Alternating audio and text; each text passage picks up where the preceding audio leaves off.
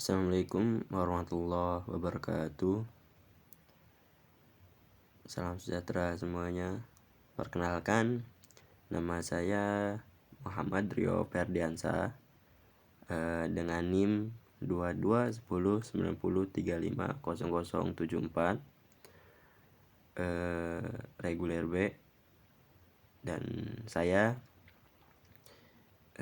dengan video ini akan sedikit menjelaskan materi tentang faktor penguat bahan dalam industri. Sebelumnya saya jelaskan dulu adalah faktor penguat bahan dalam industri merujuk pada berbagai cara untuk meningkatkan kekuatan, terus ketahanan dan kualitas bahan yang digunakan dalam pembuatan produk.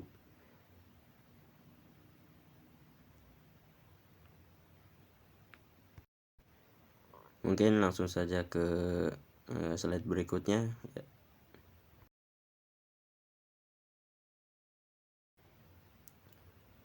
Dalam dunia industri, pemilihan dapat menggunakan material yang tepat sangat krusial untuk memastikan keberhasilan produksi dan performa produksi akhir.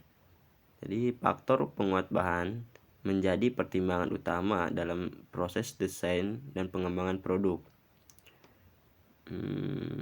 Ada beberapa faktor utama yang mempengaruhi kekuatan dan kinerja material dalam industri.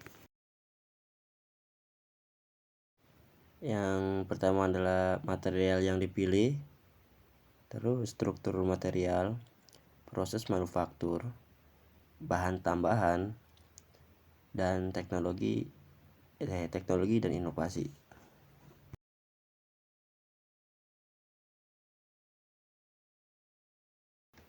Yang pertama adalah material yang dipilih. Jadi maksudnya itu adalah pemilihan bahan atau memilih bahan yang tepat berdasarkan sifat-sifat mekanisnya seperti kekuatan tarik, kekerasan, dan ketangguhan.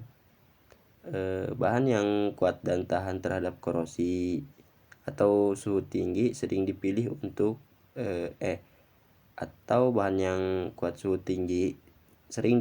aplikasi industri yang berat.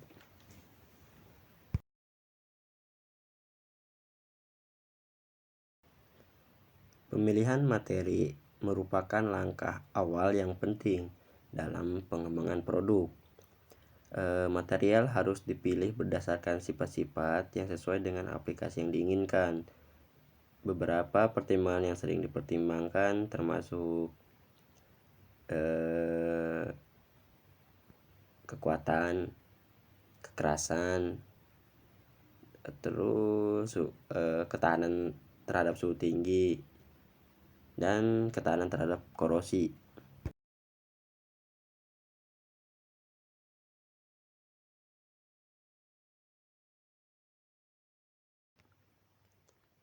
Selanjutnya adalah kekuatan. Yang pertama adalah kekuatan. Kekuatan adalah kemampuan material untuk menahan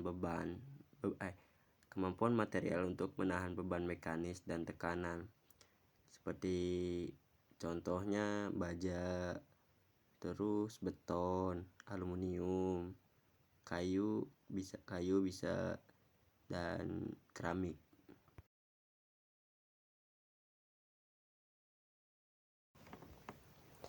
Nah, dari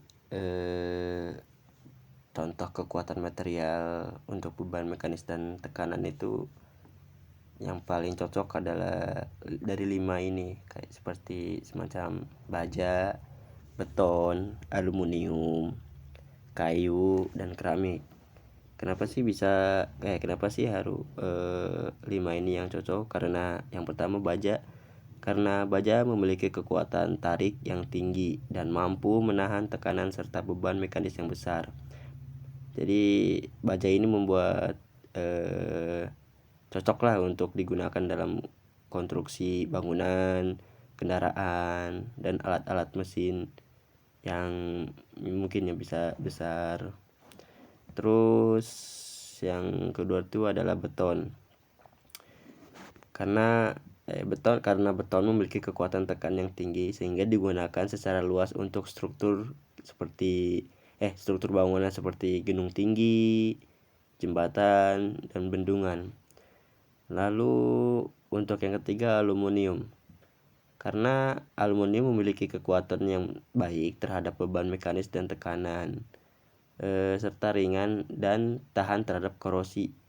Makanya kenapa sering digunakan untuk pesawat terbang, kendaraan, dan konstruksi ringan yang notabene kehujanan, kepanasan biasanya banyak menggunakan aluminium, tapi tidak semua. Dan yang keempat adalah kayu. Karena kayu memiliki kekuatan yang cukup baik untuk menahan beban mekanis kayak seperti konstruksi, terus seperti rumah, jembatan, dan aksesoris rumah seperti kursi, meja.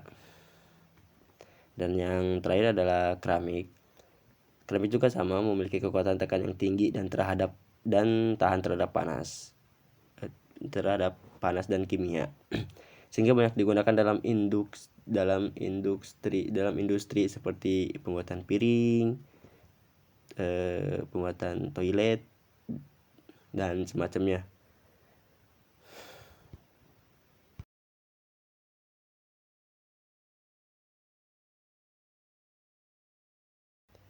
Selanjutnya adalah ketahanan terhadap korosi, yaitu kemampuan material untuk tidak terkorosi atau terdegradasi akibat reaksi kimia dengan lingkungan, seperti korosi baja di tanah, terus permeabilitas tanah, terus reaksi tanah terhadap beton atau material lainnya.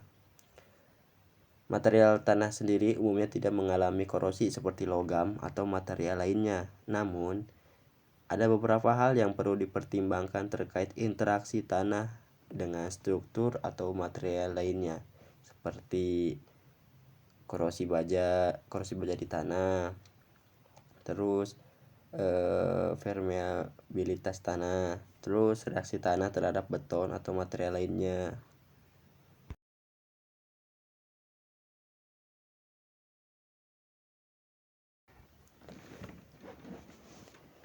Korosi baja di tanah. Kenapa sih? Karena kenapa sih baja bisa korosi dalam tanah? Karena mengalami kelembaban atau kandungan kimia dalam tanah. Karena itu pelindungan seperti pelapis anti korosi atau penggunaan baja tahan karat atau yang kita sebut stainless steel sering digunakan untuk aplikasi di lingkungan tanah yang korosif supaya tidak langsung korosi. Menggunakan itu seperti stainless steel atau pelapis anti korosi.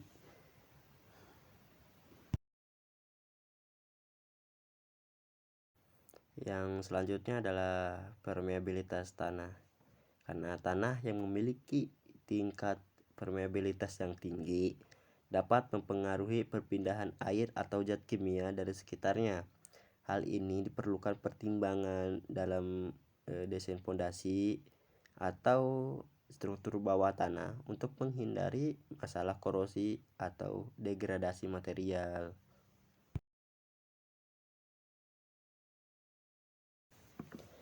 Dan yang ketiga adalah reaksi tanah terhadap beton atau material lainnya. Beberapa jenis tanah ini bisa memiliki reaksi kimia tertentu terhadap beton atau material lainnya yang bisa mempengaruhi integritas struktural. Penggunaan bahan kimia penghalang atau pelindung lainnya dapat diperlakukan untuk melindungi risiko ini. Meskipun tanah tidak mengalami korosi seperti logam, interaksi antara tanah dengan material lain dapat mempengaruhi performa keandalan struktur. Oleh karena itu, penting untuk mempertimbangkan lingkungan tanah secara menyeluruh dengan perencanaan dan pemilihan material konstruksi.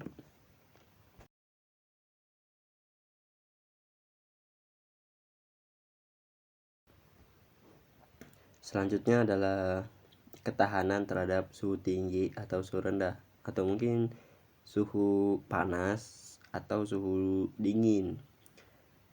Kinerja material dalam berbagai kondisi suhu ekstrim, seperti contohnya yaitu baja, terus keramik. Baja tahan panas, begitu keramik juga tahan panas.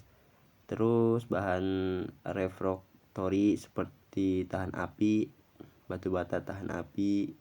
Terus yang terakhir adalah logam yang tahan panas. Yang pertama adalah baja tahan panas, karena baja yang dirancang khusus untuk menahan suhu tinggi, seperti baja paduan yang digunakan dalam industri mesin turbin gas dan mesin jet biasanya.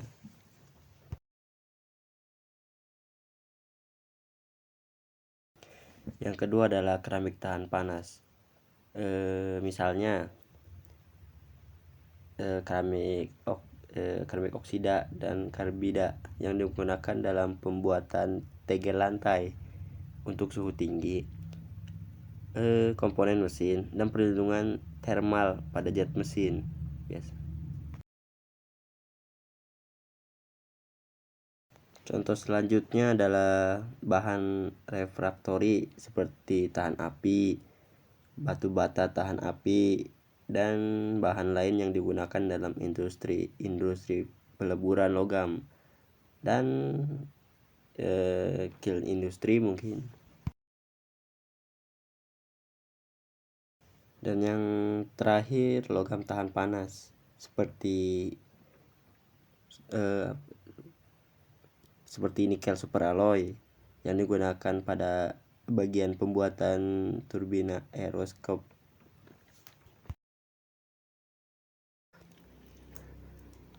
Selanjutnya adalah ketahanan terhadap aus atau kemampuan material untuk tidak mengalami pengikisan atau abrasi berlebih dalam penggunaan jangka panjang.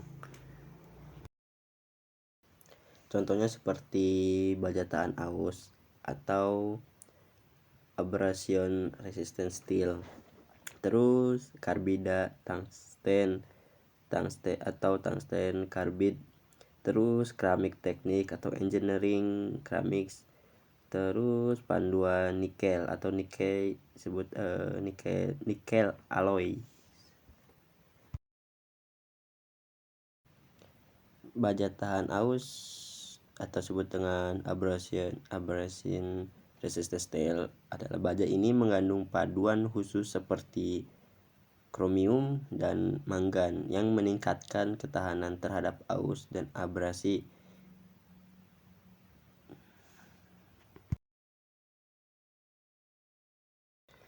Karbida tungsten atau material ini sangat keras dan tahan aus. Sering digunakan dalam alat pemotong, mata bor, dan bagian-bagian mesin yang mengalami gesekan tinggi, seperti kayak mesin bubut gitu. Selanjutnya adalah keramik teknik atau yang disebut dengan engineering ceramics. Keramik seperti oksida aluminium dan nitrada silikon memiliki kekerasan yang sangat tinggi nih dan tahan aus. Mereka digunakan dalam aplikasi seperti pelat aus, busi keramik, dan bantalan keramik. Panduan nikel atau yang disebut dengan nikel alloy. Beberapa panduan nikel memiliki ketahanan yang baik terhadap korosi dan aus, cocok untuk lingkungan yang keras dan aplikasi ini di mana komponen harus bertahan lama tanpa perlu diganti. Yang kedua adalah struktur material. atau desain struktur material dapat secara signifikan mempengaruhi kekuatan dan kinerja material. Ada beberapa strategi untuk memperkuat material desain struktur. Nah, saya akan jelaskan satunya.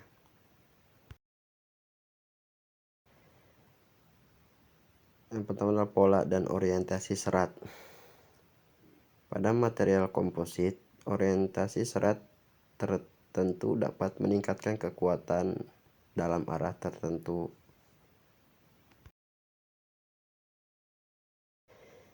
Yang kedua adalah geometri komponen.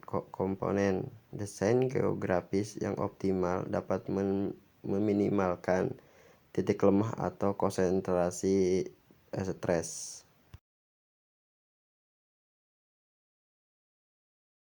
Pemrosesan dan penyelesaian metode produksi yang cermat dapat memastikan bahwa struktur material memiliki kekuatan yang konsisten dan homogen.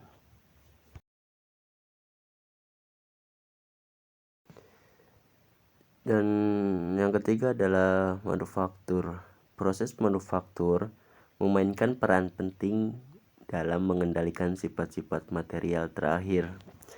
Beberapa faktor yang relevan termasuk pemanasan dan pendinginan, dan mungkin untuk pembentukan.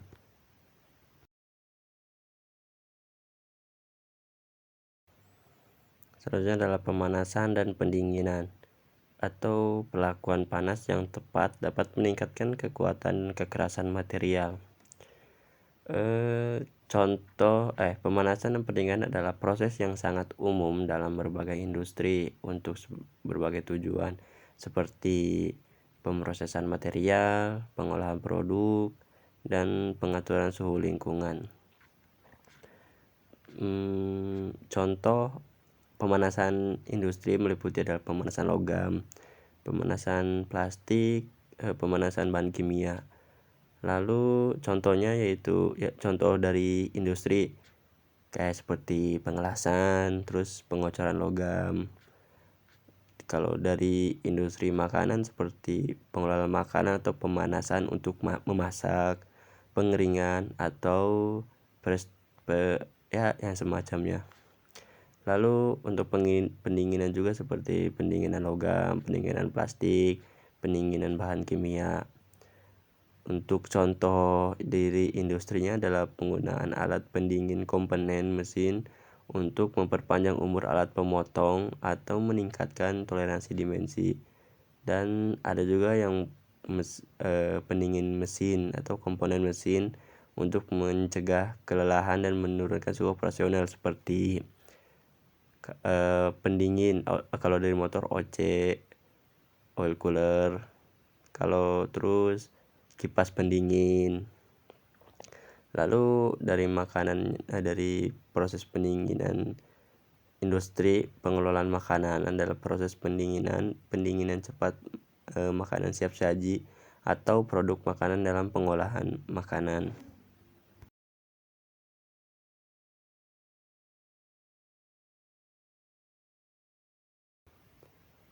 Selanjutnya adalah teknik pembentukan. Teknik molding atau pembentukan yang presisi dapat menghasilkan komponen dengan toleransi yang ketat dan strukturnya. Atau teknik pembentukan dalam industri mengacu pada proses yang digunakan untuk mengubah bentuk dari bahan mentah menjadi bentuk akhir yang diinginkan. Ada beberapa contoh seperti pengocoran logam, penyuntikan plastik, pembentukan tekan, pembentukan lembaran, pembentukan bubuk, pembentukan plastik, pembentukan pemanasan. Yang pertama adalah pengecoran logam. Proses ini di mana logam cair dituangkan ke dalam cetakan dan didinginkan untuk membentuk komponen dengan bentuk dan dimensi yang diinginkan. Contohnya yaitu termasuk pengecoran pasir, pengecoran tekanan tinggi atau yang disebut dengan die casting, dan pengecoran cetakan presisi. Yang kedua yang tadi disebutkan adalah penyuntikan plastik. Proses ini di mana plastik cair disuntikan ke dalam cetakan yang mengikuti bentuk yang diinginkan.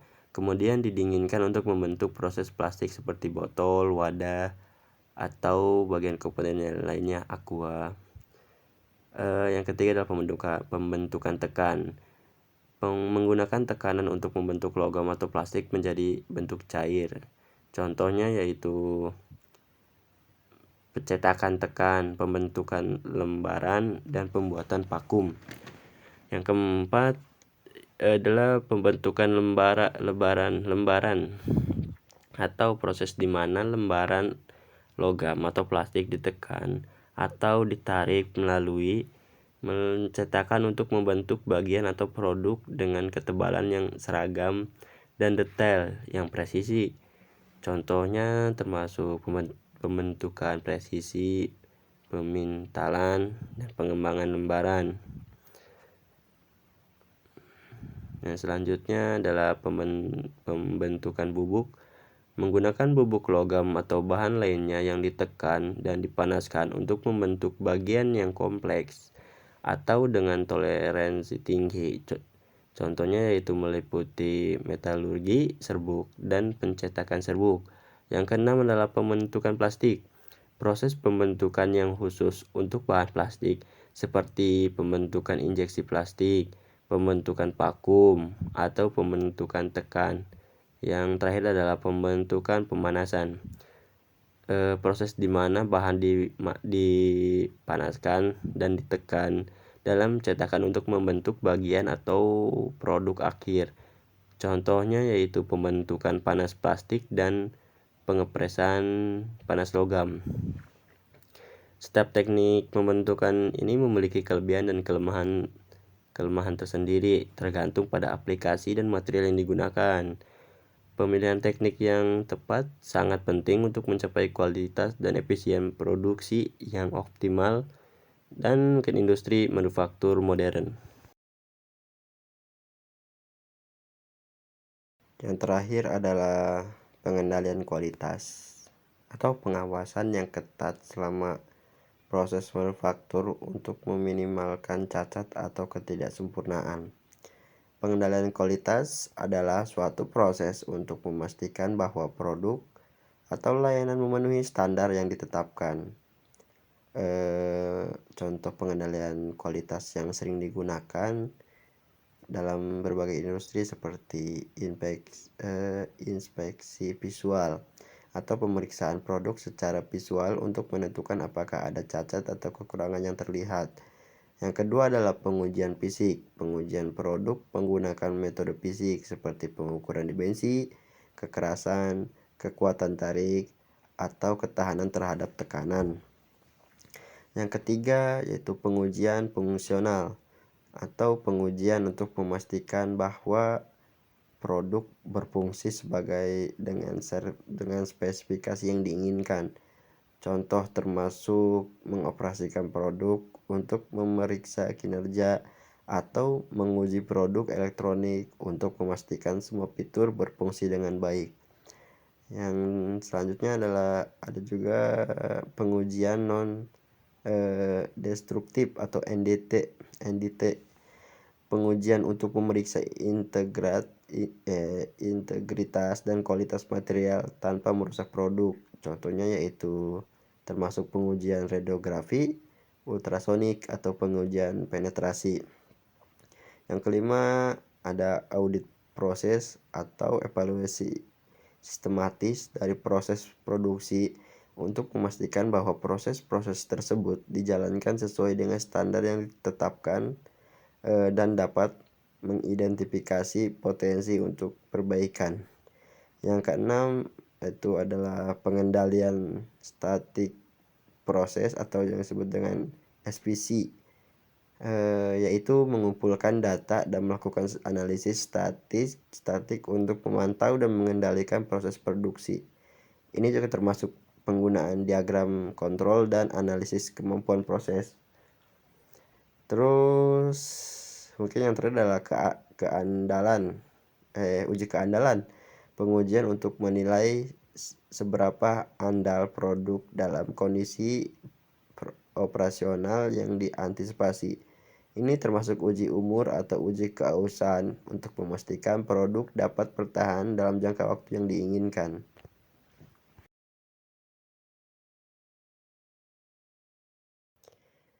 Selanjutnya adalah bahan tambahan atau penambahan bahan tambahan ke dalam material dapat meningkatkan kekuatan dan kinerja mereka dalam berbagai cara, seperti serat penguat, resin atau matriks, bahan pengisi, dan lain-lain mungkin.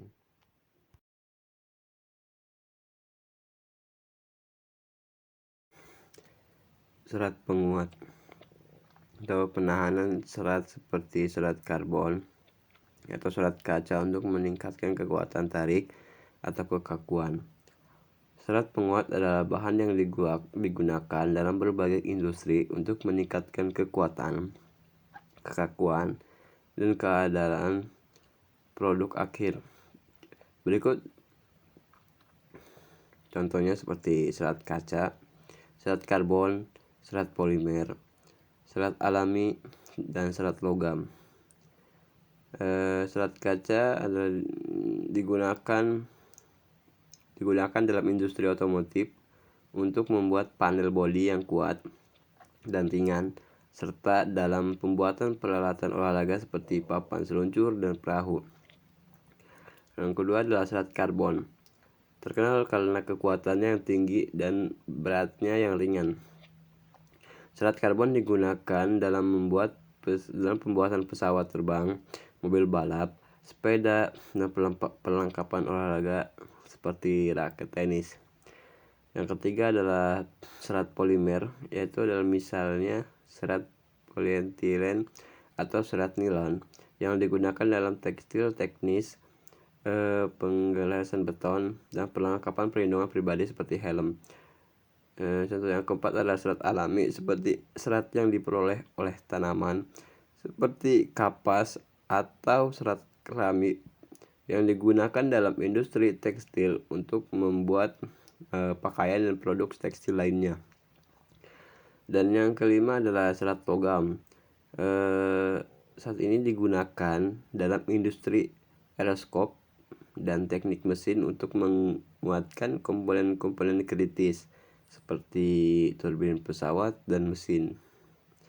Penggunaan serat penguat ini membantu meningkatkan kinerja dan daya tahan produk akhir dalam berbagai aplikasi industri.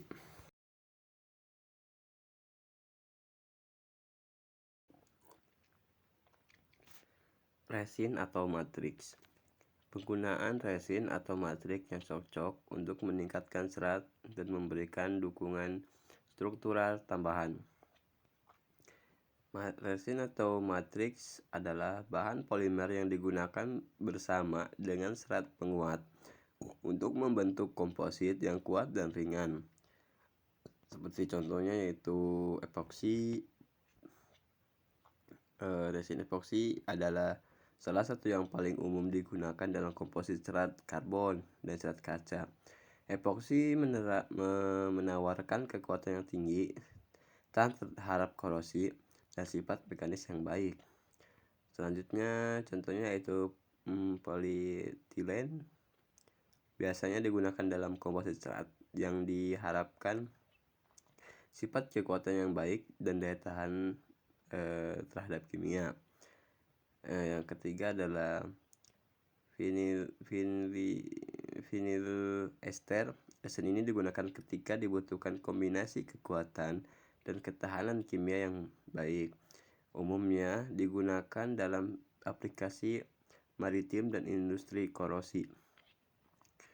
Yang keempat adalah polimer termoplastik seperti polipropilen atau semacamnya, digunakan dalam komposit untuk aplikasi di mana ketahanan terhadap dampak dan fleksibilitas diperlukan.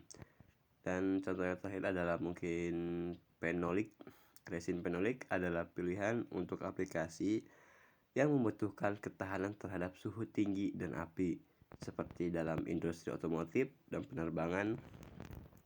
Pilihan resin satu atau matrik sedang tergantung pada aplikasi akhir, persyaratan teknis, dan lingkungan operasional dari produk komposit yang dibuat.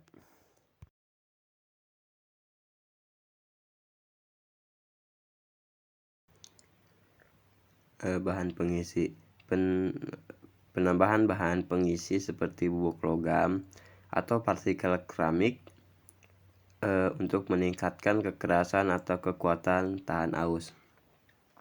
Bahan pengisi digunakan dalam berbagai aplikasi untuk meningkatkan sifat mekanis, termal, atau estetika dari material. Contohnya yaitu serbuk kayu atau serbuk serat, serat alami, serbuk mineral, serbuk logam, serat sintetis, dan serbuk penukar ion. Yang pertama adalah serbuk kayu atau serbuk serat adalah digunakan sebagai bahan pengisi dalam industri pengolahan plastik untuk meningkatkan kekuatan dan penampilan estetika.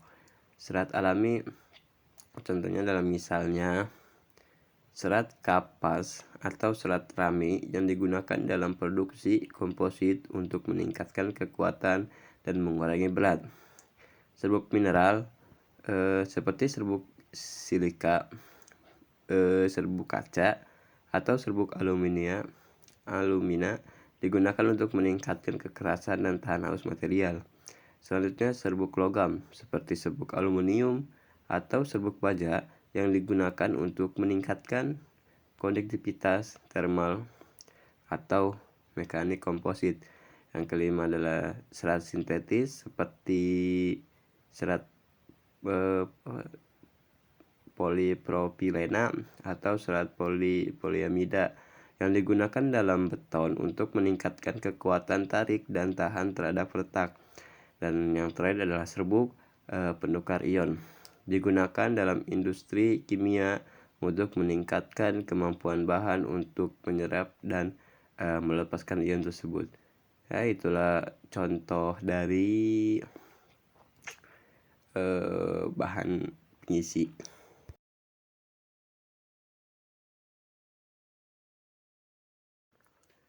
Dan yang penjelasan terakhir yaitu teknologi dan inovasi atau pengembangan teknologi baru.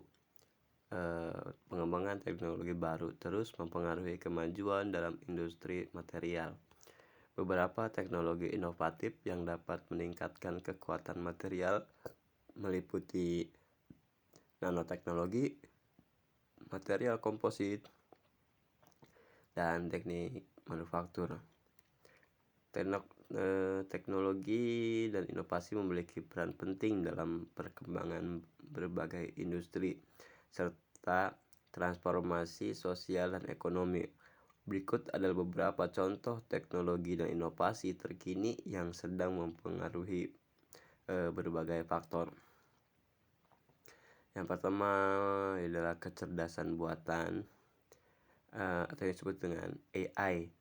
AI telah mengubah cara kita melakukan analisis data, pengambilan keputusan, dan pengelolaan proses bisnis. Contohnya dalam penggunaan machine learning untuk prediksi pasar, diagnosis medis, dan pengoptimalan rantai pasokan. Yang kedua adalah Internet of Things atau IoT. IoT menghubungkan perangkat fisik ke internet, memungkinkan pengumpulan data real-time dan otomatisasi proses. Contoh penggunaannya adalah smart home, smart city, and monitoring industry. Yang ketiga kita punya blockchain. Teknologi blockchain telah mengubah cara kita mengelola transaksi dan informasi keuangan dengan aman dan transparan, terutama dalam cryptocurrency dan aplikasi fintech lainnya. Yang keempat adalah kendaraan otonom. Perkembangan kendaraan otonom membawa potensi untuk meningkatkan keselamatan lalu lintas, efisiensi transportasi, dan mobilitas secara umum. Yang kelima, adalah bioteknologi. Atau informasi dalam bioteknologi mencakup pengembangan obat-obatan baru, terapi gen, dan rekayasa genetika tanaman untuk meningkatkan kesehatan manusia dan keberlanjutan pertanian. Yang keenam yaitu augmented reality atau AR dan virtual reality atau VR. AR dan VR mengubah cara kita berinteraksi dengan dunia digital dan fisik, digunakan dalam pelatihan industri, desain produk, dan pengalaman konsumen. Yang ketujuh yaitu energi terbarukan. Teknologi energi terbarukan seperti panel surya, turbin angin, dan baterai terbarukan sedang mengubah landscape energi global menuju sumber energi yang lebih bersih dan berkelanjutan. Dan yang kedelapan adalah medicine and healthcare. Inovasi dalam teknologi medis seperti telemedicine, robotika bedah, dan perangkat medis wearable sedang mengubah cara kita merawat kesehatan dan mengakses layanan medis. Teknologi dan inovasi terus berkembang dengan cepat, mempengaruhi berbagai aspek kehidupan kita, dari cara kita bekerja, berkomunikasi, hingga cara kita menjaga lingkungan. Perkembangan ini juga membawa tantangan baru seperti privasi data, keamanan cyber, dan dampak sosial ekonomi.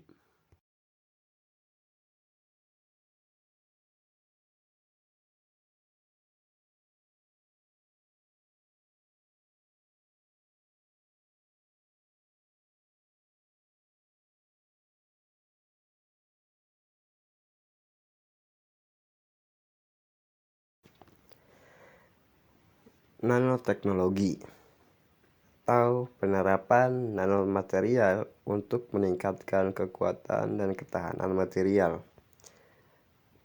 Sebelumnya saya jelaskan dulu, yaitu nanoteknologi adalah bidang ilmu dan teknologi yang berkaitan dengan manipulasi materi pada skala nanometer, yaitu skala yang sangat kecil, seringkali di bawah 100 nanometer. Berikut adalah contoh dari aplikasi nanoteknologi yang sedang dikembangkan atau sudah digunakan. Saya sebutkan yang pertama, yaitu nanomaterial atau nanomaterial adalah bahan-bahan seperti nanopartikel logam, nanopartikel oksida, dan nanotub karbon digunakan dalam berbagai aplikasi. Contohnya adalah penggunaan nanopartikel perak sebagai agen antimikroba dalam tekstil, atau penggunaan nanotub karbon untuk memperkuat material komposit. Yang kedua adalah nanoelektronik atau pengembangan transistor berbasis nanotub karbon atau nanowire untuk meningkatkan kecepatan dan efisiensi komputer dan perangkat elektronik lainnya. Yang ketiga adalah nanomedicine, menggunakan nanopartikel untuk pengiriman obat-obatan yang lebih efektif dan tepat sasaran dalam tubuh manusia, serta pengembangan sensor nanoteknologi untuk deteksi penyakit. Yang keempat adalah nanosensors, pengembangan sensor-sensor yang sangat sensitif dan selektif berbasis nanoteknologi untuk mendeteksi gas racun, senyawa biologis, atau pencemaran lingkungan lainnya. Yang kelima yaitu nanofluids, pengembangan fluida dengan nanopartikel untuk meningkatkan konduktivitas panas yang digunakan dalam sistem pendingin dan pemanas. Yang keenam adalah nano coatings, pengembangan lapisan tipis Nanoteknologi untuk meningkatkan ketahanan terhadap korosi, gesekan, dan tahan aus pada permukaan logam atau bahan lainnya. Nanoteknologi in energy yaitu penggunaan nanomaterial dalam pengembangan sel surya yang lebih efisien terhadap baterai yang lebih tahan lama dan teknologi penyiapan energi lainnya. Yang kedelapan adalah environmental applications, penggunaan nanoteknologi dalam pengolahan air limbah untuk penyaringan mikro dan nanoskala serta remediasi tanah terkontaminasi.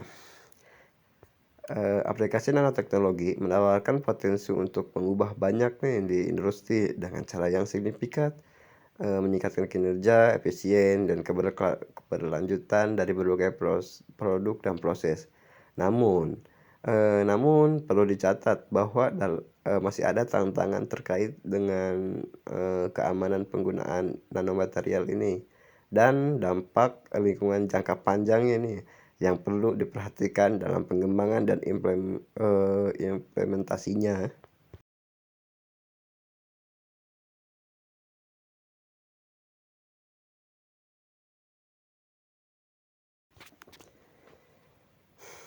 Material komposit, penggunaan kombinasi material untuk mencapai sifat-sifat yang lebih baik daripada material tunggal. Material komposit adalah bahan yang terdiri dari dua atau lebih komponen yang berbeda yang saat digabungkan bersamaan menghasilkan kombinasi sifat yang unggul dari setiap komponen individualnya. Contoh materialnya: satu, fiber reinforced VRP. PRP ini adalah jenis komposit yang terdiri dari serat penguat seperti serat karbon, serat kaca, atau serat aramid yang diperkuatkan dalam matriks polimer seperti epoksi. Ini juga digunakan dalam industri otomotif atau aeroskop, konstruksi, dan olahraga. Terus yang kedua adalah metal matrix composites atau disebut dengan MMC. Komposit ini terdiri dari serat atau partikel penguat yang terdistribusi dalam matriks logam. Contoh termasuk komposit serat karbon dalam aluminium atau titanium yang digunakan dalam aplikasi aeroskop dan otomotif untuk meningkatkan kekuatan dan kekakuan. Yang ketiga yaitu keramik matrix composites atau CMC. Komposit ini terdiri dari serat keramik seperti silikon, karbida, atau oksida yang diperkuatkan dalam matriks keramik lainnya. CMC digunakan dalam aplikasi suhu tinggi seperti komponen mesin jet dan turbin. Yang keempat ada concrete composites, beton yang diperkuat dengan serat seperti serat polipropilena atau serat baja untuk meningkatkan kekuatan tarik, kekuatan lentur, dan kekuatan terhadap retak. Yang kelima, neural fiber composite, yaitu komposit yang menggunakan serat alami seperti serat rami, serat sisal, atau serat bambu dalam matriks polimer.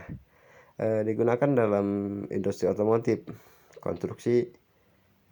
Serat fiber komposit digunakan dalam industri otomotif, konstruksi, dan produk konsumen yang ramah lingkungan.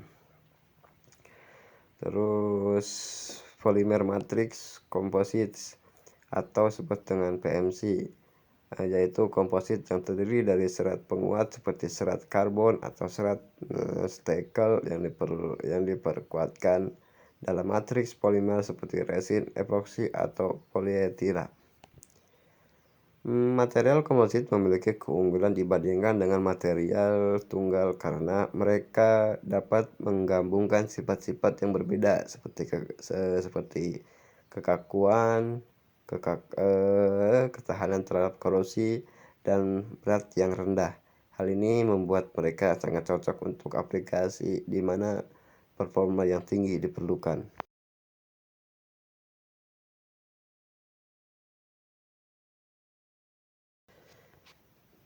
Yang terakhir adalah teknik manufaktur maju. Penggunaan teknik seperti pencetakan 3D atau proses manufaktur presisi tinggi untuk menciptakan struktur material yang kompleks dan kuat. Teknik manufaktur maju mengacu pada proses dan metode produksi yang menggunakan teknologi terbaru dan canggih untuk meningkatkan efisiensi, kualitas, dan fleksibilitas dalam pembuatan produk. Contoh teknik manufaktur maju yaitu yang pertama additive manufacturing, 3D print atau disebut dengan 3D printing. Teknik yang membangun objek secara lapis demi lapis berdasarkan model digital. Ini mencakup teknik seperti selective laser melting atau SLM dan deposition modeling FDM dan stereolike fotografi SLA. 3D printing digunakan dalam berbagai industri untuk membuat prototip, alat khusus, dan bahkan komponen produksi massal. Dan yang kedua adalah advance robotik atau penggunaan robotika yang canggih untuk otomatisasi proses produksi. Robot yang dilengkapi dengan AI dan vision system dapat melakukan tugas-tugas yang kompleks dan berulang dengan presisi tinggi seperti perakitan, pengelasan, dan pengembalian dan penempatan barang.